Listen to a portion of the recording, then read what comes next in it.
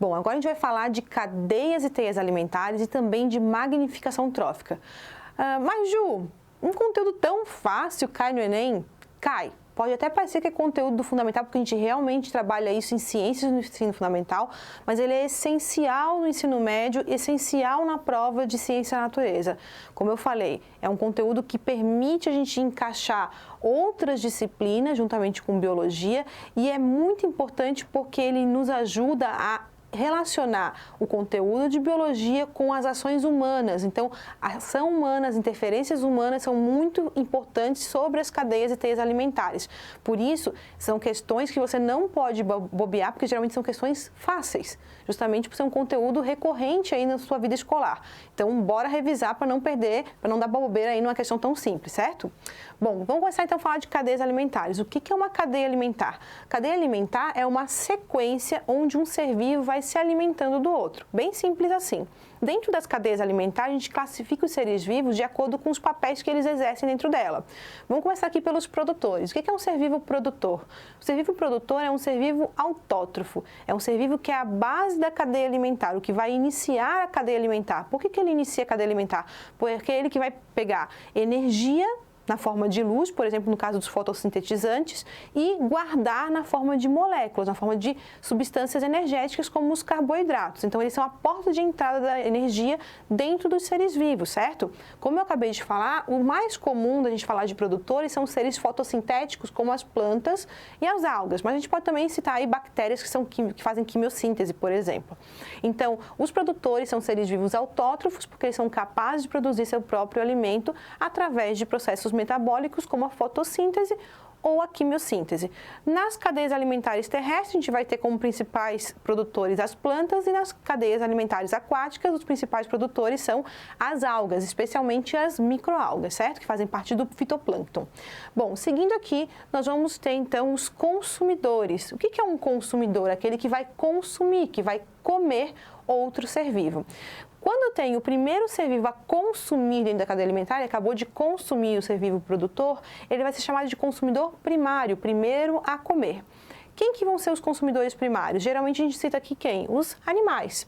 E mais especificamente, os animais são todos seres vivos heterótrofos, ou seja, não conseguem produzir seu próprio alimento, precisam se alimentar de outros seres vivos para conseguirem energia e também matéria orgânica. E eles podem ser aqui de dois tipos dentro dos consumidores primários. Eles podem ser herbívoros ou onívoros. Vamos lembrar o que são esses termos. Herbívoros são animais que se alimentam exclusivamente de plantas ou de algas, certo? E os onívoros são aqueles que se alimentam de tudo um pouco. Eles comem plantas, comem outros animais, comem fungos e assim por diante. São bem oportunistas, certo? Então, consumidor primário, ou ele vai ser herbívoro ou onívoro, nunca um carnívoro, porque um carnívoro é um ser vivo que se alimenta exclusivamente de animais, certo?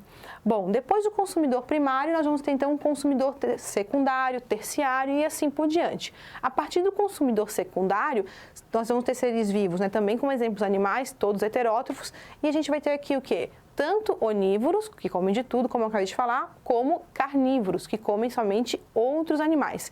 A partir de consumidor secundário, eu nunca vou ter um herbívoro fazendo esse papel aqui, certo? Porque, como eu acabei de falar, herbívoro só come planta e o consumidor secundário é aquele que é o segundo a se alimentar, o segundo a comer. Então, ele vai estar comendo um outro animal.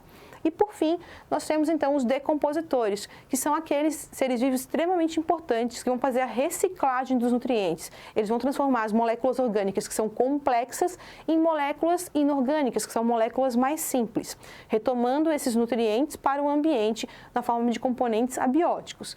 Então, nós vamos ter como decompositores as bactérias e os fungos, que também são seres vivos heterotróficos, ou seja, que não produzem seu próprio alimento, se alimentam de outros seres vivos. Bom, falei aqui no começo da aula que eram cadeias e teias alimentares. A cadeia, então, é isso que eu acabei de explicar. Então, é um ciclo, certo? Já nas teias, eu estou falando de várias cadeias alimentares integradas umas nas outras. Ora, digamos aqui na minha cadeia alimentar que eu estivesse falando aqui, por exemplo, de uma lagarta de uma borboleta, certo? Essa lagarta, ela poderia estar servindo de alimento para uma galinha, certo? Mas não somente uma galinha iria comer essa lagarta. Essa espécie de lagarta poderia ser comida por uma águia, por um pardal, por qualquer outro animal. Então, o que acontece? Em geral, um ser vivo, ele não vai participar apenas de um tipo de cadeia alimentar. Uma espécie não participa somente de uma cadeia alimentar. Ela vai participar de várias cadeias alimentares ao mesmo tempo. Na natureza não tem esse esquema tão certinho como a gente está falando aqui, né?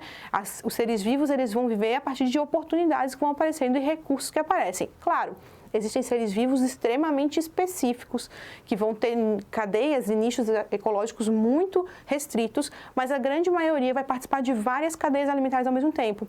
Então, quando a gente vê um esqueminha de teia alimentar, a gente vê um ser vivo saindo dele várias setas, né? Participando de várias cadeias alimentares. Por isso o nome de teia, que representa como se fosse uma teia de aranha, né?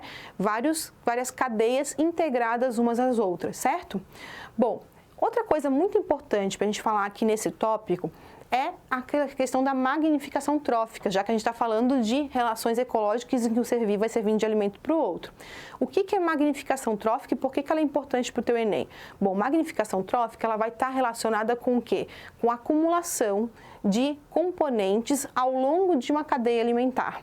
Esses componentes podem ser os mais variados possíveis. Os exemplos mais clássicos são os metais pesados, como por exemplo o mercúrio, e também os microplásticos, que são super importantes para o nosso Enem, já que esse assunto dos microplásticos, do quanto eles impactam o ambiente, está sendo super falado e discutido, certo?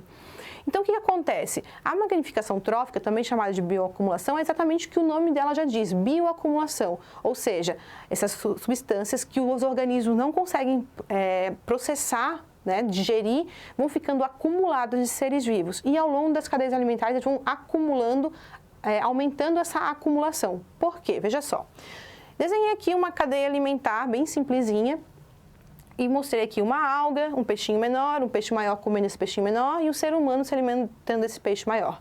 O que acontece? Digamos que esse ambiente aquático onde esses seres vivos estão inseridos fosse um ambiente contaminado por mercúrio, um garimpo que está sendo feito naquela região, encheu lá de mercúrio a água. Essas algas vão absorver um pouquinho de mercúrio. Desenhei aqui uma bolinha para representar essa quantidade de mercúrio que essa alga absorveu ao longo da vida dela. O peixinho, ele vai comer não só uma alga, ele vai comer várias algas ao longo da vida. Então, ele não está comendo somente esse mercúrio que acumulou nessa alga, ele está comendo vários mercúrios acumulados em várias algas. Então, o que vai acontecer? Como ele não consegue processar esse mercúrio, vai ficar acumulado nos tecidos dele uma quantidade bem maior de mercúrio do que tinha sido acumulado no corpo de uma única alga. E assim, sucessivamente, dentro da cadeia alimentar. Então, os predadores de topo, ou seja, os seres vivos que vão estar no fim da cadeia alimentar antes dos decompositores, como os seres humanos que se alimentam de um peixe grande, por exemplo, eles vão estar consumindo uma quantidade muito maior de mercúrio do que o peixinho, que era o consumidor primário aqui.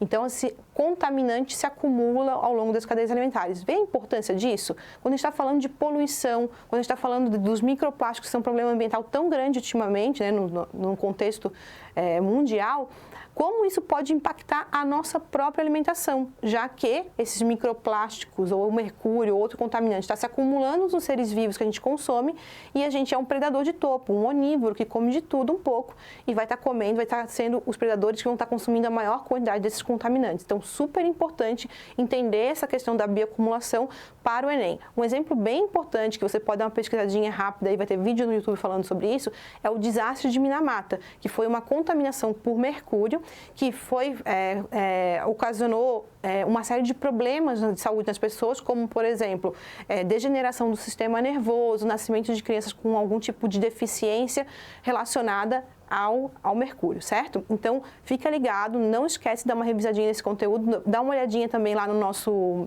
e-book que tem mais informações sobre isso.